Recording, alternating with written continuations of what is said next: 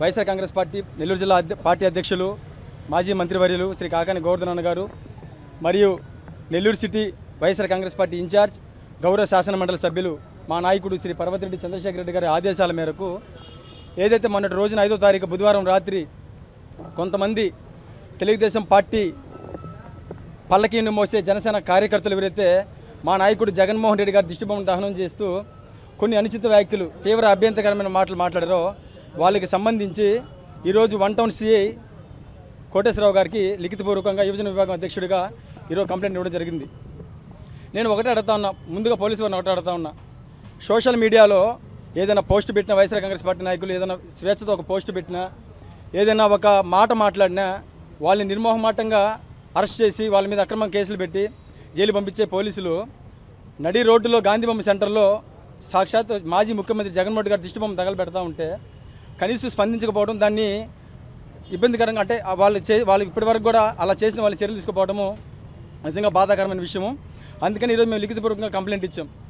ఇకపోతే ఎవరైతే తెలుగుదేశం పార్టీ మోసే పార్టీ పల్లకిని మోసే జనసేన కార్యకర్తలు ఎవరైతే ఉన్నారో వాళ్ళని ఒకటే అడుగుతా ఉన్నా, మా నాయకుడు జగన్మోహన్ రెడ్డి గారు మాట్లాడిన మాటలో తప్పేముంది?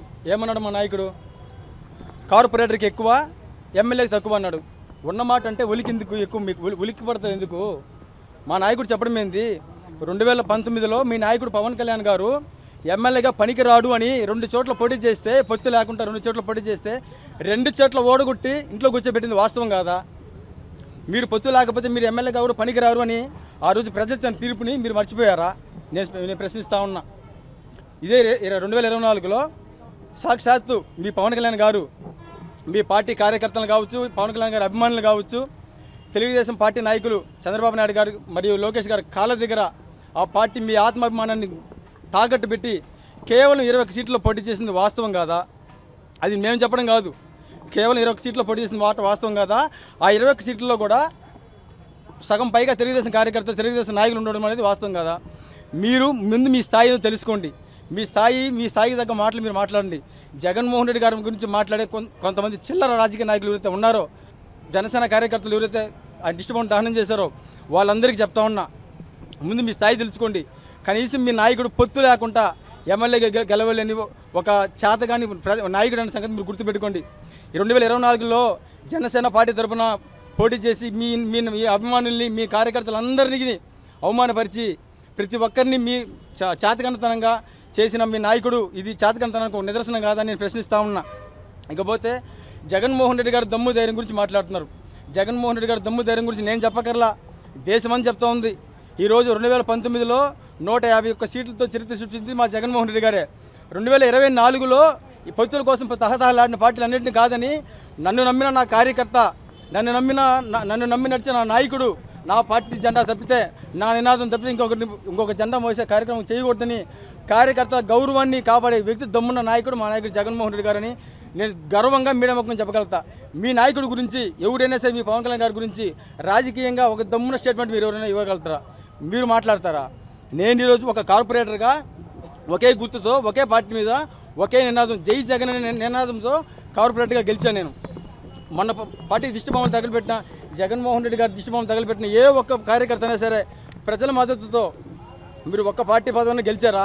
కనీసం మీరు ఒక్క పార్టీ పెట్టి 10 సంవత్సరాలు పూర్తి వస్తున్నా సరే ఒక్కరైనా ప్రజాప్రతినిధిగా మీరు ఎన్నికయ్యారా? తెలుసుకోండి. అది మీ స్థాయి. మీ స్థాయిని మరిచి జగన్మోహన్ రెడ్డి గురించి మాట్లాడుతూ ఉన్నారు. ఈరోజు ఇంత అత్యధిక మెజారిటీతో ప్రజలు మీకు పాలన అందిస్తే ప్రజాపాలనని గాలి కుదిలేసి కాషాయ వస్త్రాలు తొడిగి యాత్రలు చేసుకుంటున్న మీ నాయకుడికి ఓటు పోయినాసే 40% ఓట్ల మద్దతు మనకు ఉంది. ప్రజలకు మనం నిలబడాలా, ప్రజలకు మనం అండగా ఉండాలా, ప్రజల పక్షాన పోరాడాలని ఓడిపోయిన నెల రోజుల్లోనే ప్రజల పక్షాన పోరాడిన నాయకుడు, దమ్మున్న నాయకుడు మా జగన్మోహన్ రెడ్డి గారిని గర్వంగా చెప్పుకునే మా నాయకుడికి తేడా ఎక్కడ మీరే గమనించుకోండి. మరొకసారి మీ స్థాయి మీరు తెలుసుకొని ప్రవర్తిస్తే మీరు బాగుంటుందని తెలియజేసుకుంటూ మళ్ళీ మీరు అంటారు జగన్మోహన్ రెడ్డి గారు రాజశేఖర రెడ్డి గారు కొడుకు, రాజశేఖర రెడ్డి గారు కాదు లేకపోతే జగన్మోహన్ రెడ్డి గారు ఎక్కడని అంటారు.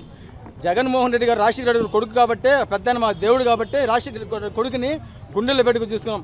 ఆ రోజు 67 సీట్లతో మా నాయకుడు జగన్మోహన్ రెడ్డి గారు 67 సీట్లతో గెలిస్తే, ప్రజల పక్షాన్ని నిలబడి ప్రతిపక్షంలో పోరాడితే జగన్మోహన్ రెడ్డి గారు దమ్ముతో 151 సీట్లు గెలుచుకున్న చరిత్ర జగన్మోహన్ రెడ్డి గారి సంగతి గుర్తుపెట్టుకోండి. ఖచ్చితంగా ఒకటే గుర్తుపెట్టుకోండి, ఎవరైతే తెలుగుదేశం పార్టీ పల్లకిని మోసే జనసేన కార్యకర్తలు, జనసేన కొంతమంది గాంధీబొమ్మ సెంటర్లో జగన్మోహన్ రెడ్డి గారు దిష్టి బొమ్మ తగలబడిన కొంతమంది చిల్లర వెధవలకి చెప్తా ఉండా జగన్మోహన్ రెడ్డి గారి స్థాయిని మర్చి స్థాయి మర్చి మాట్లాడితే ఖచ్చితంగా మా దగ్గర నుంచి వచ్చే రియాక్షన్ అంత రెట్టింపు ఉంటుందని తెలియజేస్తూ నెల్లూరు యువజన విభాగం అధ్యక్షుడిగా ఖచ్చితంగా రానున్న రోజుల్లో నెల్లూరు జిల్లాలో ఉన్న యువకులందరినీ ఒక తాటిపైకి తీసుకొచ్చి నెల్లూరు జిల్లాలో ఉన్న వైఎస్ఆర్ కాంగ్రెస్ పార్టీ నాయకులు అందరి తరపున అందరి సహాయ సహకారాలతో ఖచ్చితంగా నెల్లూరు జిల్లా నెల్లూరు జిల్లా గడ్డని వైఎస్ఆర్ కాంగ్రెస్ పార్టీ అడ్డగా మార్చి దానికి యువజన విభాగం అధ్యక్షుడిగా నా వంతు నేను కృషి చేస్తాను.